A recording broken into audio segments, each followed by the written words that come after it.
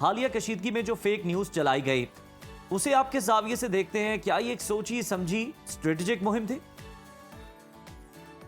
जी, बिल्कुल सोची समझी स्ट्रेटेजिक मुहिम तो थी, लेकिन मुझे लगता है कि जितना उन्होंने अपना नुकसान किया है इस सारी कैंपेन चला के, उससे कहीं कम मुझे लगता है कि हमारे लोगों का वो नुकसान हो। देखिए, समझने की कोशिश करें नुकसान क्या होता है। जब भी कोई ऐसी एडवेंचरिज्म होती है तो उसके लिए एक प्लेबुक इस्तेमाल होती है। मैंने इस पे बहुत डिटेल्ड आर्टिकल लिखा है एक न्यूज़ इदारे के लिए, जी। और उसमें मैंने सब बातें ये बताने की कोशिश की है। वो प्लेबुक में एक हिस्सा ये होता है कि आपने अवाम का सेंटिमेंट एक ऐसा बनाना होता है कि वो आपके जो भी एडवेंचरिज्म है उसको फॉलो थ्रू करे। मसलन हमने देखा कि इराक पे जब हमला होने लगा था तो अमेरिका में मीडिया पे एक बहुत ही कॉन्सेंट्रेटेड एक मुहिम चलाई गई जिसमें वो वेपन्स ऑफ मास डिस्ट्रक्शन का आपने सुना होगा जिक्र, और उसको स्कॉलर्स ने जब डिकंस्ट्रक्ट किया तो वो उसको मैन्युफैक्चरिंग कंसेंट का नाम दिया गया कि लोगों को राजी करना, उनको रैली करना है। तो यही काम इंडिया ने करने की कोशिश की, लेकिन वो काम उन्होंने बिल्कुल बॉच्ड अप कर दिया, अंग्रेजी में कहते हैं। और वो इस तरह से, क्योंकि उन्होंने वो सेंटिमेंट इतना ज्यादा बढ़ा दिया,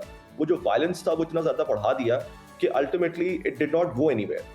और जब अंग्रेजी में एक और चीज कहते हैं कि वायलेंस बेगेट वायलेंस। अब जब वायलेंस क्रिएट करने की कोशिश करते हैं तो वो खत्म नहीं हो जाता, थिन एयर में जाया नहीं हो जाता, वो वहीं पे अवाम के जहनों में, उनके सेंटिमेंट्स में रहता है। और ये बहुत खतरनाक बात है। देखिए, मैं कल भी ये बात कर रहा था, इस पे डिस्कोर्स एनालिसिस करने की जरूरत है।